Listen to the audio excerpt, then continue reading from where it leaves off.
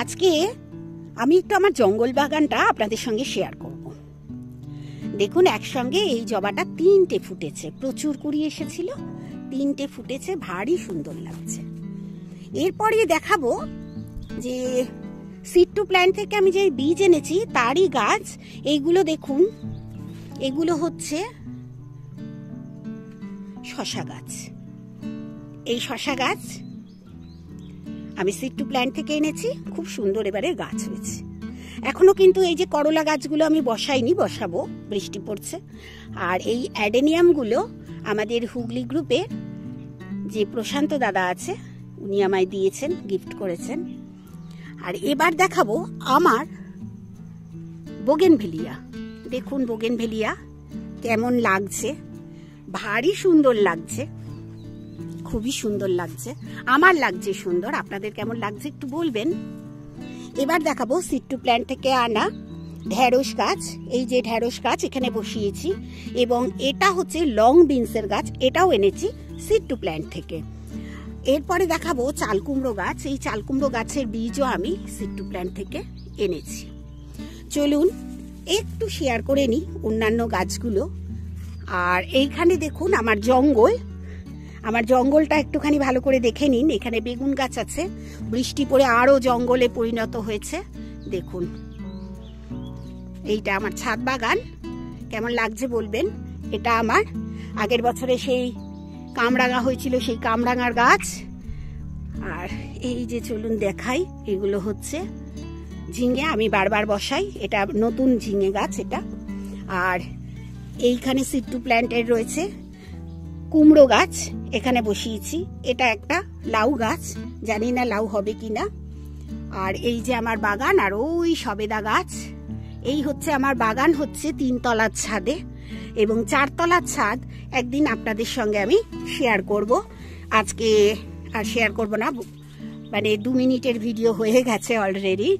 আর এই এখানে আছে আমার রজনীগন্ধা, এবার স্টিক উঠবে, বৃষ্টি পড়ছে। এখানে নানা রকম জবার গাছ আছে, সব দেশি জবা। আর এই যে এইখানে দেখুন আছে কি লঙ্কার গাছ, লঙ্কার গাছ এখানে আছে, কিন্তু লঙ্কা কিন্তু হচ্ছে না, শশা ধরছে নতুন করে। এই যে দেখুন এখানে শশা ধরছে, এই যে শশা ধরেছে, প্রচুর গাছ আমার, অনেক গাছ এখানে উচ্ছে ধরেছে। এই যে এখানে উচ্ছে ধরেছে, এই যে দেখুন উচ্ছে ধরেছে। এই হচ্ছে আমার বাগান। এইখানে হয়েছে ভুট্টা, ভুট্টা, এই যে ভুট্টা, এক একটা গাছে 3টে করে হয়েছে। পেছনে আছে কুঁদরি গাছ, কুঁদরি, এই যে দেখুন কুঁদরি হয়েছে, কুঁদরি গাছ। এখানে হয়েছে তরমুজ, 2খানা তরমুজ হয়েছে। তবে তরমুজের যেহেতু বোধহয় ঝুলিয়ে দিয়েছি, তাই শেপটা বোধহয় ভালো হয়নি, আমি ঠিক জানি না। আর লঙ্কা গাছ দেখুন প্রচুর, কিন্তু লঙ্কা ঠিক মতো ধরছে না, খুব কম ধরে। এইটা এখানে সব এগুলো আমার নিজস্ব চারা করা গাছ। আর এই দিকে আছে সবেদা গাছ, এখানেই আছে বড় বড় সবেদা গাছ, প্রচুর বড় বড় সবেদা গাছ আছে আমার।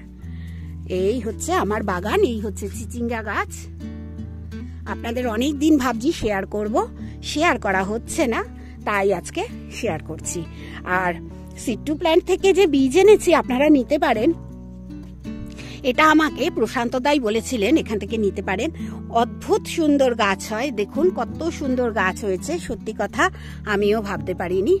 এইখান থেকে শুরু করেছিলাম ভিডিওটা, আবার এইখানেই এসে আমি শেষ করলাম।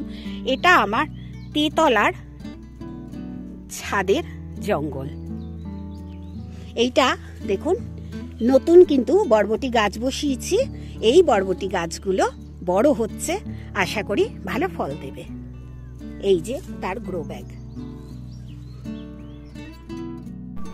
এতক্ষণ ধরে আবার নতুন করে বসানো বেশ কিছু গাছ আমি আপনাদের দেখালাম, এবং আমার এটা 4 তলার ছাদে একটি নতুন আবার সবজি হতে শুরু করেছে। সবজি বলুন ফল বলুন, আমরা দুরকমভাবে এই গাছের ফলগুলোকে ব্যবহার করি। আমরা এটাকে ফুটি বলি। এই দেখুন ফুটি হতে শুরু করেছে। আবার কাঁকুর যেটা লম্বা হয় সেটাও আমার এই ছাদ বাগানে হয়েছে।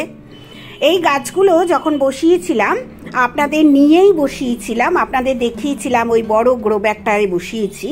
এই যে কাঁকুর হয়েছে, আস্তে আস্তে এগুলো আরও বড় হয়ে যাবে, আর যখন একদম বড় হবে তখন আপনাদের সঙ্গে আমি শেয়ার করব এই গাছগুলো। এই গাছগুলোর বীজ আমি দেখিয়েছিলাম 100 রকমের ফুল এবং ফলের বীজ এনেছি, ফুল এবং সবজির বীজ এনেছি। সেই সবজির বীজের ভেতরেই এই গাছটির আমি বীজ পেয়েছিলাম, সেই বীজ থেকেই কিন্তু এই ফুটি আর কাঁকুরের গাছ আমি বসিয়েছিলাম এবং হয়েওছে। এটাই আমার কাছে খুব আনন্দের ব্যাপার। অত কম দামেও যে গাছ, যে বীজ পাওয়া যায়, সেই বীজও যে সুন্দর জার্মিনেট হয়ে ফল ধরে ছাদ বাগানে, সেটাই আমি এবারে দেখলাম। এটা কিন্তু আমার একটা নতুন অভিজ্ঞতা। আর ছাদ বাগানে কাঁকুর এবং ফুটি যে হয় এটাও তার প্রমাণ। এর আগে কোনোদিন আমি এই কাঁকুর কিংবা ফুটি এই গাছটা আমি করিনি, এবছরই প্রথম করেছি। এবং যে মুখী কচুর গ্রো ব্যাগটা ছিল সেই গ্রো ব্যাগের এক পাশে আমি বসিয়ে রেখেছিলাম।